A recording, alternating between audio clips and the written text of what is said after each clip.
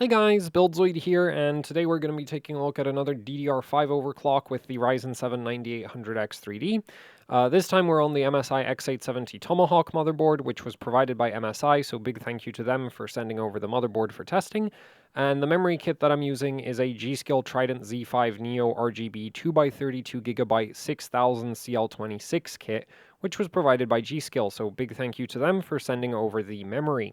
Now, this memory kit is based on Hynix 16 gigabit A-die memory chips in a dual rank configuration. And so I would very strongly recommend using a fan with a memory kit like this because dual rank DDR5 runs really hot. Though with a 9800X3D, it doesn't really run that hot because the 9800X3D doesn't really have that much memory bandwidth. But either way, like dual rank DDR5 sticks can get very, very warm.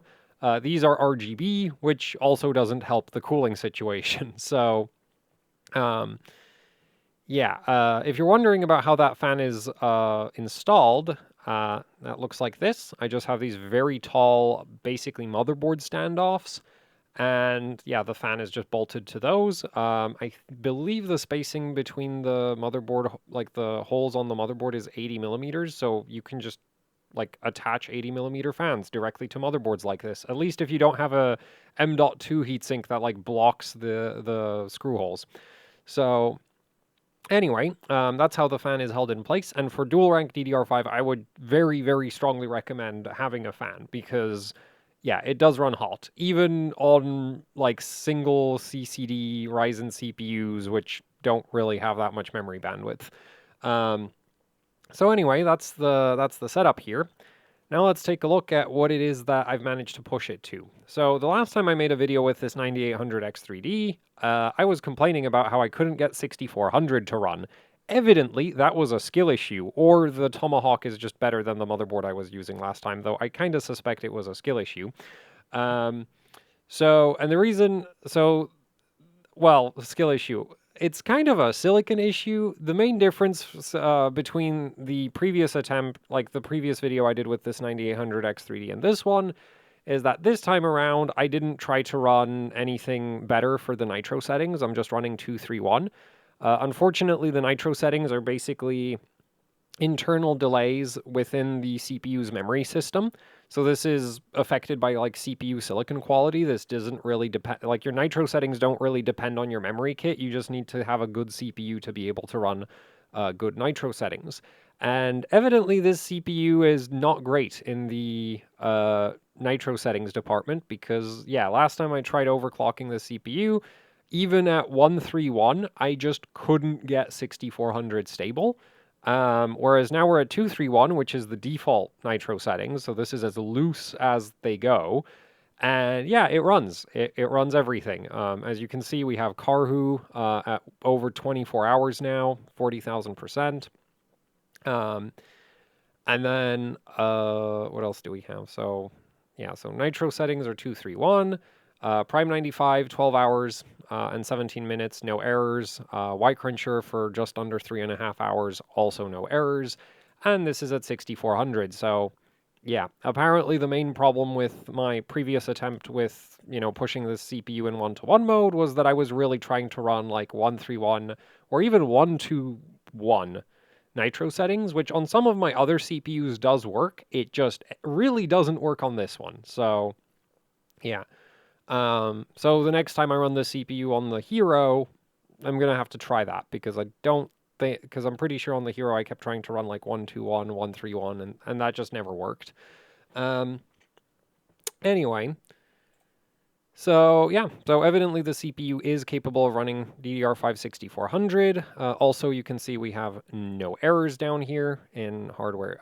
In hardware info. Max memory temperature is at like 44. Degrees Celsius on the SPD hub sensor. It's worth noting that the SPD hub sensor is not actually the temperature of the memory chips themselves. It's not actually like positioned by the memory chips. So this is just like a vague indication of what kind of temperature the memory sticks, like the memory chips, are actually at. And yeah, CPU power consumption maxed out at 128 watts, which is what you'd expect in something like Prime 95 or Y-Cruncher.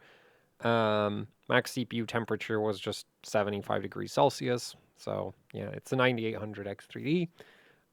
Unlike its predecessor, it doesn't run insanely hot all the damn time. So yeah, anyway, that's all the stress test passing. I don't think I'm forgetting. Oh, right, Phi RDLs. So we're on A channel right now. You can see Phi RDL over here is 36. If we switch to B, that's also on 36. So I did go and like synchronize those. That doesn't cause any issues. Other than that, you might be noticing that some of my timings are a bit looser than what I would usually go for at 6400 1-to-1. And that's basically just because the last time I was running 1-to-1 on this CPU, I was really struggling to get 6400 to work. So, though most of the looseness doesn't significantly affect performance, so I don't really see it as a big issue in this case. Other than that, the memory voltage is at 1.6 volts, which might be a little bit high for CL26 on these memory sticks because, like, I'm just not used to working with memory sticks that are binned for 6026 at 1.4 volts. Like, that's just a crazy bin. So I'm used to Hynix 8i sticks that need like more than 1.6 volts to run 6200 CL26. Right? So chances are this would work at 1.55, I think, maybe. But I didn't really I didn't really want to spend a ton of time like tuning just the primaries, which is also why like TRC-DRD is at 38, even though it almost certainly could have been 37 instead. And then other than that, TRAS is at 126 and TRC at 48. That was the other thing that I was also really wondering about, was like trying to test some lower TRC values. So yeah, 48, really no issues. I didn't unfortunately try significantly lower values yet, but that is something I do plan to try in the future. This is one of the issues is like, I don't want to be pushing the limits of TRC at the same time as I'm on a CPU where I'm not even sure that 6400 is going to work, right? So that's kind of that. So that's why this isn't like, completely maxed out in every department. That's also like the RDRD SCLs, which also sometimes can be affected by the CPU. Though I've also seen that depend on the memory kit sometimes. And also like the TRDs over here being 8832 is just, these don't really make a difference in terms of performance past this point. Like you can lower them. Certain tests will still show some improvements, but the vast majority of applications just do not care. And especially with a 9800 X3D, they just do not care. So I didn't really see a point in trying to, I didn't really want to push everything to the limits when like I am not 100% certain that I can even run 6400 on the CPU. And I'm also trying to push TRC lower than I ever have before.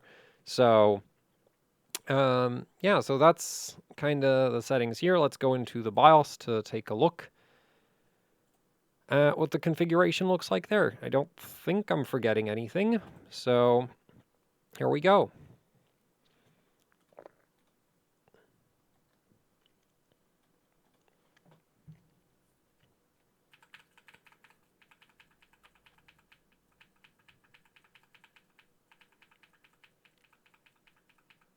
As you can see, I do have memory context restore enabled, which is why we didn't just spend forever on the 15 post code.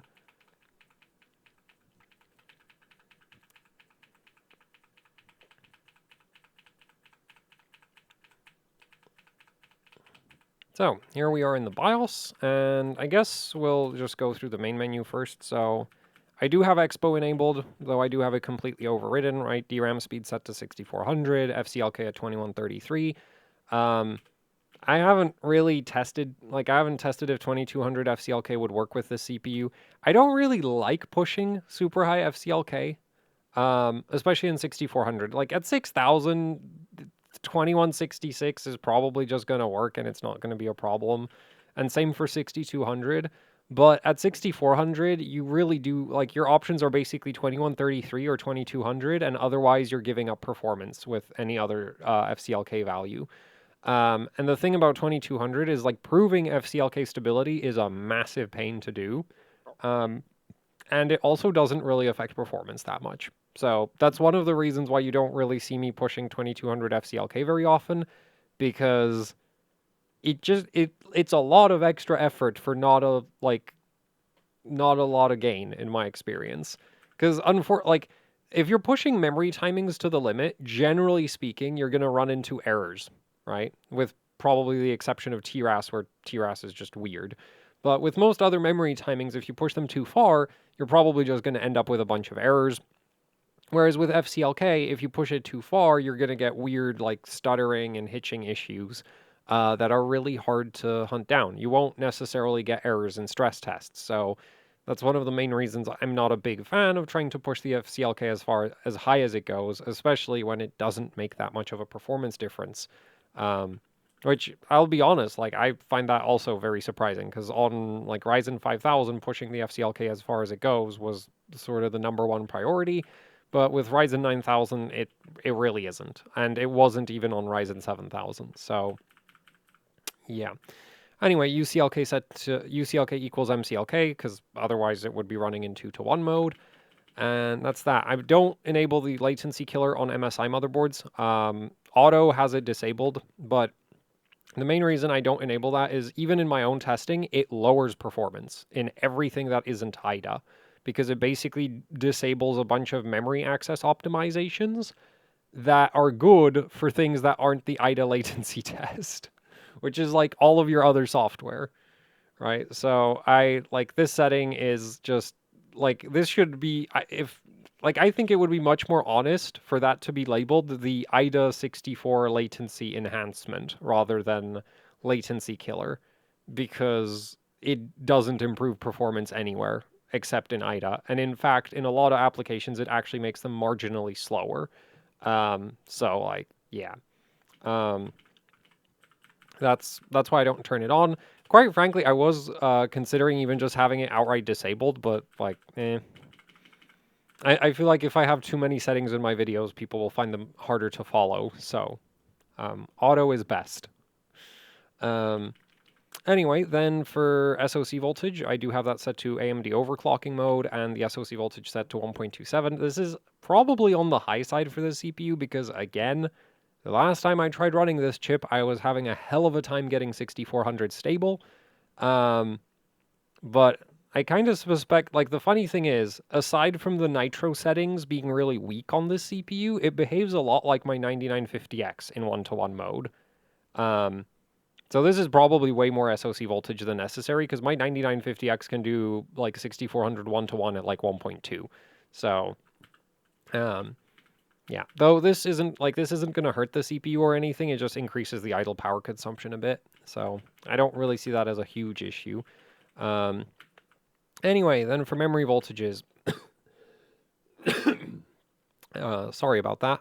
DRAM voltage, 1.6 volts. Again, like I mentioned, this is mainly for the CAS latency, and it's probably a bit high. I'm not used to having a memory kit where CL26 works at freaking 6000 at 1.4 volts.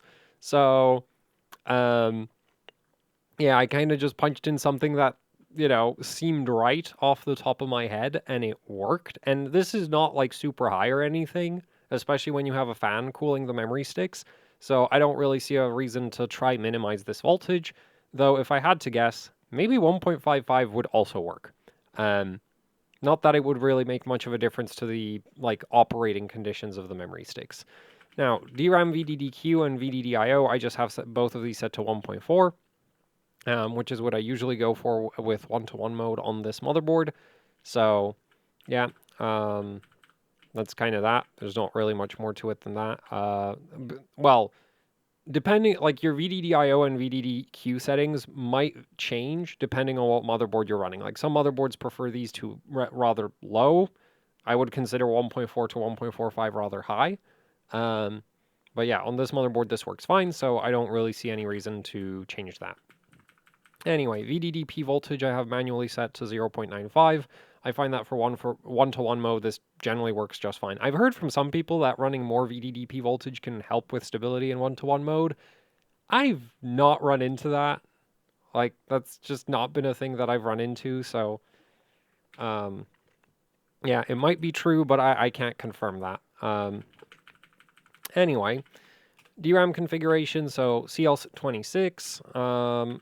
It's worth noting that CL24 actually requires a ridiculous amount of extra voltage, even at DDR5-6000. So, Unfortunately, trying to push for that is still not really worth it, even on memory sticks as like insanely high binned, like as insanely binned for cast latency as these are.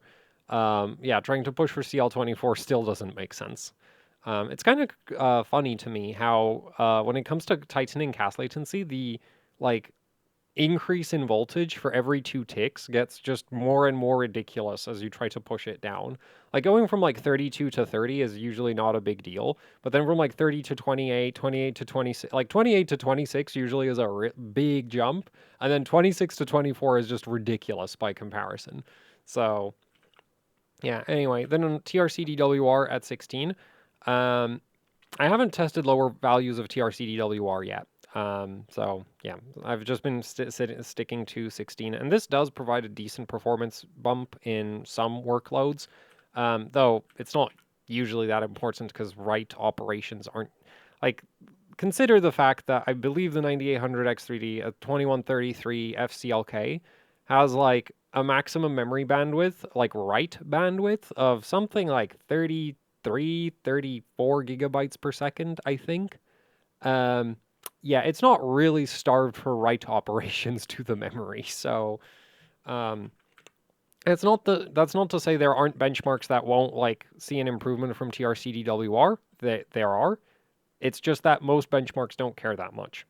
Or well, not benchmarks, but like most workloads don't care that much. TRC-DRD at 38. Quite frankly, I should have probably just set that to 37.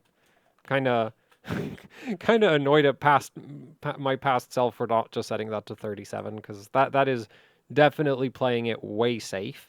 Though I will point out that as low as the cast latency been like as low as low as the cast latency is on this memory kit, I can't say I've noticed any like improvement in terms of minimum TRC DRD compared to other Hynix 8i kits, which makes sense to me because if I had to guess, G.skill would have to specifically bin for low TRC DRD instead of low cast latency if they wanted like, I don't know, like a 36 at 6400 or like a 34 at 6000, right, for TRC DRD. Anyway, TRP at 32 because I am running RTP at 12. So that works. You could also run it the other way around where you have like TRP at, I don't know, 36 or 37, and then RTP at 8. In my testing, those seem to perform about the same though. And I prefer low TRP because TRP applies both to write operations and read operations, whereas RTP only applies to read operations. So at least on paper, low TRP should be better than low RTP. TRAS at 1 at 26 because of the video I recently did where yeah, TRAS evidently just doesn't affect anything, so I don't see any reason to try minimize it. Especially on dual rank, where it often causes major stability issues in my experience. Then TRC 48, I do want to experiment in the future with pushing that lower, but for now, this is a starting point for that. TWR 48, that's as low as that goes, so there's nothing really to change there. TRFC at 400. This could probably go a little bit lower, but there's not really much point pushing it lower when the refresh interval is set to 65,000.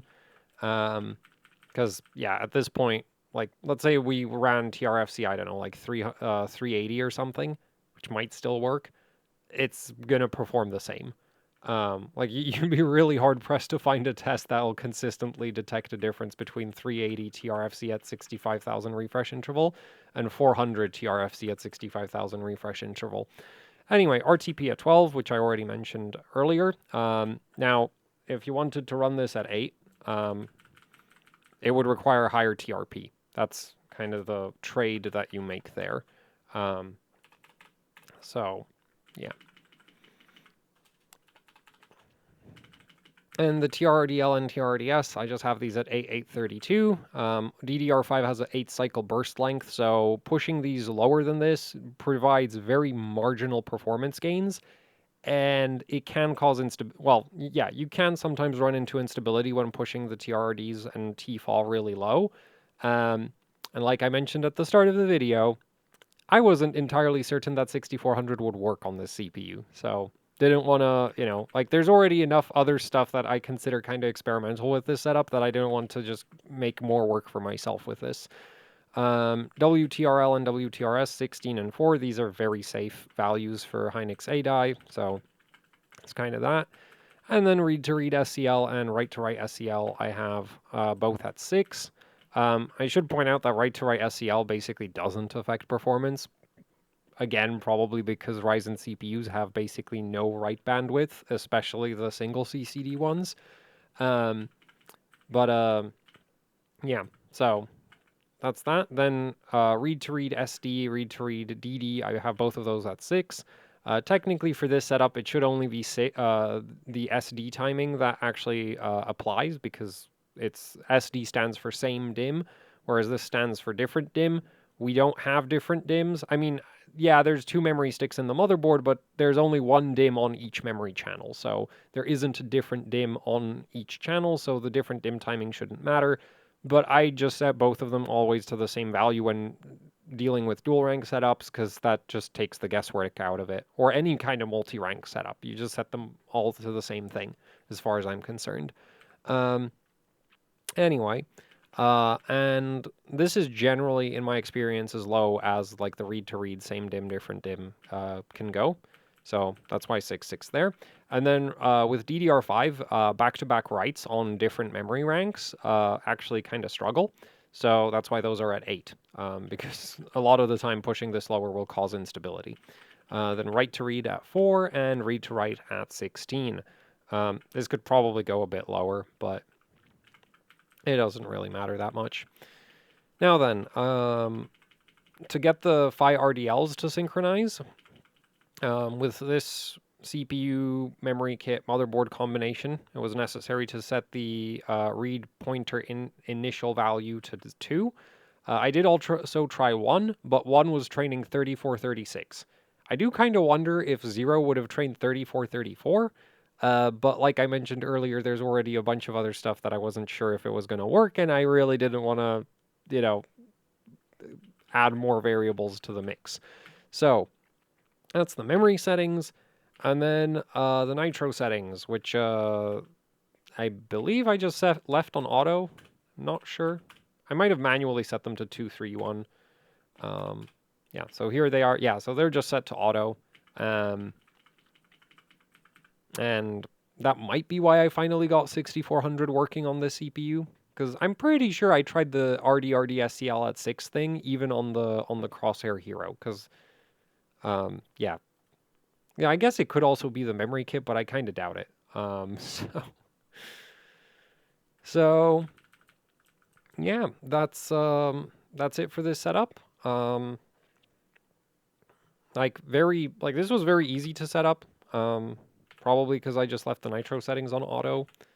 And then also just getting the CL26 working with this memory kit is kind of trivial, because it's like the bidding that G.skill has done for these memory sticks is just crazy. Like I have memory sticks that won't run CL26 at 1.6 volts at 6200.